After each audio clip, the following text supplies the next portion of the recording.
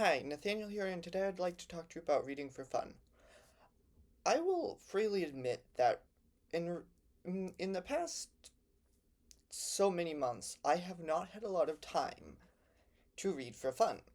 I think, uh, in my case, it's a little understandable. I've been at college, and I have a lot of stuff. This semester, I have one, two, three, four, five five textbooks I had to buy. Yeah, five textbooks that I had to buy that are like at least 200 pages, and over the course of this semester, I'm going to have to read all of them pretty thoroughly, on top of other things that I need to read. And that, very unfortunately, doesn't leave me a lot of time for reading for fun. Now, sometimes we go through stages of our life where we really don't have the option. Maybe we get busy and we don't have time. Maybe we have to read other things like all those textbooks. And when you sit down at the end of the long day, you're like, I don't really want to read. I don't have that, but that's something that I've heard other people do. Or maybe when I was earlier on my like journey of being an author, I wanted to read some of the greats, and I didn't necessarily like all of them, but I read them. They weren't exactly fun books, but today I do want to reiterate just how important it is to read for fun. If you're an author, or when you want to be an author, it is good to read the greats. You can, even if you don't like it, you can analyze and understand why other people thought these books were so good. But it's not the only reason to read.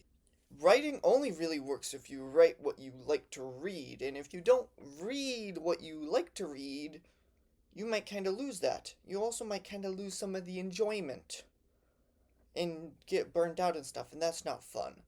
It's not just writers who should read for fun. I'm in the education program, and I've been reading a lot of studies and stuff, just on this stuff for assignments. And a lot of them say for teachers, it is vitally important to teach students to read for fun. And one of the best ways to do this is to read for fun yourself. You're not going to be able to understand how to teach somebody how to read for fun if you don't do it for fun. And just modeling, it's honestly the same. Now, those two things are very niche things. Maybe not everybody wants to be an author. Maybe not everybody wants to be a teacher. But if you're a parent, reading for fun is also important. For the same reason as teachers, you have to model. If you want your kids to be readers, and you do want them, because reading has a ton of benefits, you need a model to be a reader. That's another thing that lots of studies show. And just having books around and reading to your kids and seeing and having the kids see you read for fun, that's really important for their development. And you can always share books, read alouds, even up into like high school. I was reading a couple things earlier today about it. They are really, it's still really important. Reading aloud is important for everybody, I would say. I think even adults should listen to read alouds sometimes. And one final reason that everybody should read for fun is it's fun.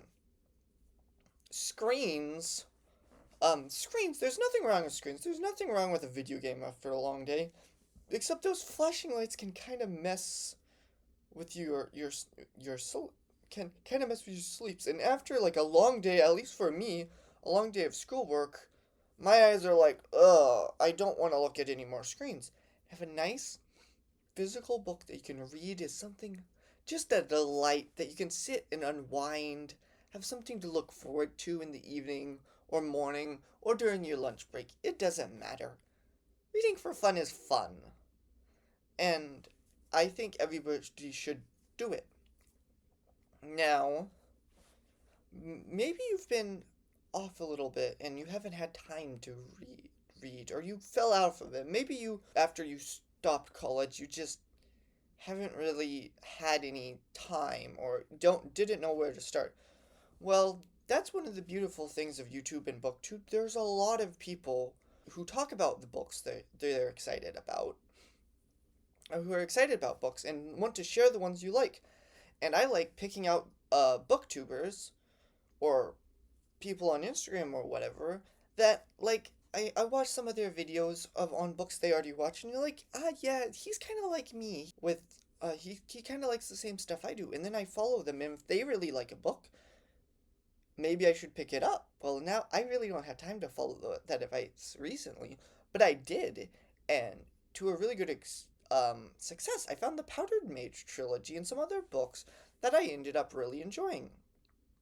Now, if you're kind of new to the booktube, if you're kind of new to the sphere or don't know who to start, you could subscribe to me. I mean, I don't do a ton of reviews. I had a video about why I don't. I kind of like to keep some of the stuff to myself, but if there's a book I really like, I'll talk about it.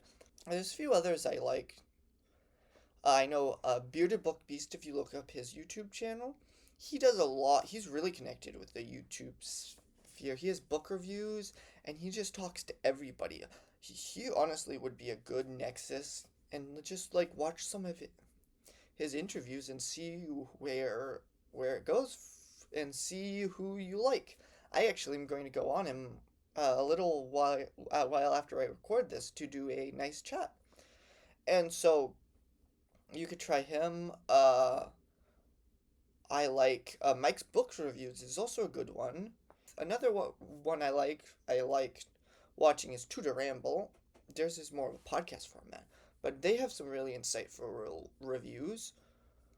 Recently, I've been also watching Jonathan Combe.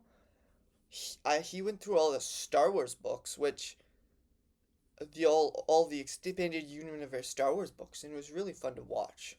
Um, but yeah, just look around, find some people who jive with you, and watch them. Don't worry if the books you pick up are like maybe it's like a Star Wars book or a Warhammer book or something that really isn't meaningful or like literary or smart. Because there are times you should read like big meaty literature like Moby Dick. My little sister was reading Moby Dick and she was really enjoying it. Or other things, but there is a place for that. But there's also places to just find ones that books have no other meaning than just fun. It's better when you have fun and a good background meaning and thoughts, but